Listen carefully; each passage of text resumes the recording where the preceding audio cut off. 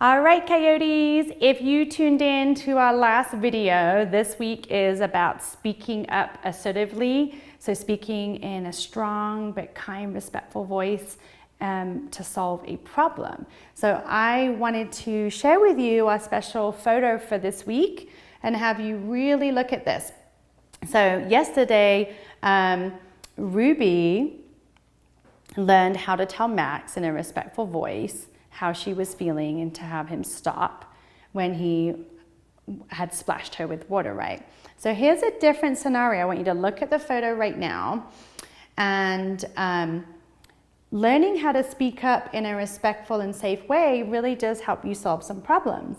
And there's something happening in the picture right now if you look. So what do you see? I want to give you just a few seconds to look and make some observations here.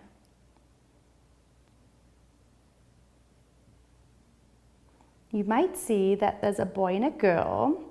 They have smocks on, just like we do at Stepping Stones too. And at the table, they're working on some kind of painting. It almost looks like it could be watercolors. And they both have a paintbrush.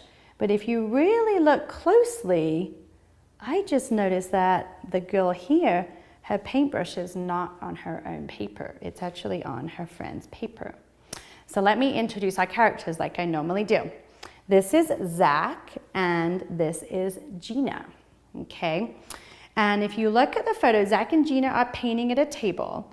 And before Zach starts his painting, he turns to look at something across the room. Like he noticed his eyes have wandered and he's looking at something across the room, right? And during that time, Gina reaches over and starts painting on Zach's paper.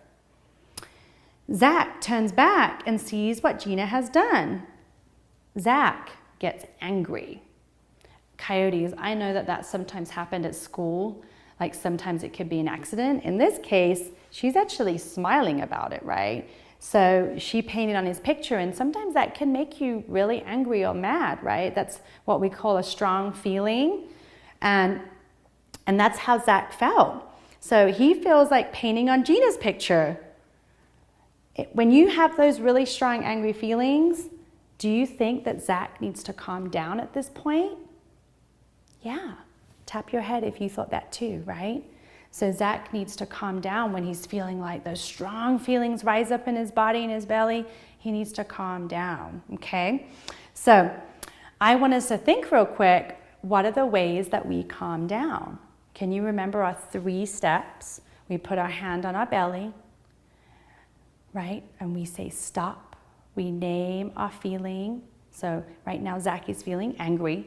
And we take 3 big belly breaths. That's why we have our hand on our belly. I want you to really feel the breaths going in and out, those big deep breaths, right?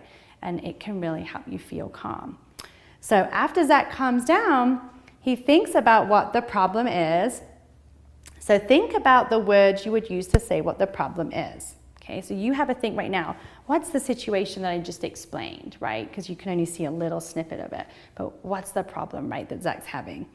So we might say that Gina put paint on Zach's painting, right? Not on her own, on his painting. Okay, so that's the problem right now. Zach remembers that if someone is mean or disrespectful, he should say what he needs or wants in a strong, respectful voice. Okay?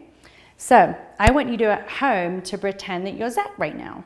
I want you to pretend that you're him, and what could you say to Gina? So I want to give you just a few seconds to think about if this was a situation at Stepping Stones or a situation at home with maybe a friend or a sibling, what would you say?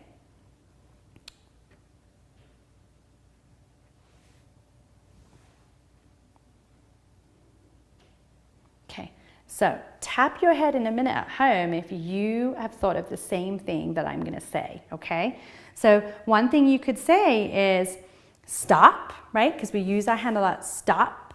And you could say, I don't want you to paint on my paper, all right? So coyotes at home, try that with me. Say, stop. I don't want you to paint on my paper. Now, did Miss Olivia say that in an angry way?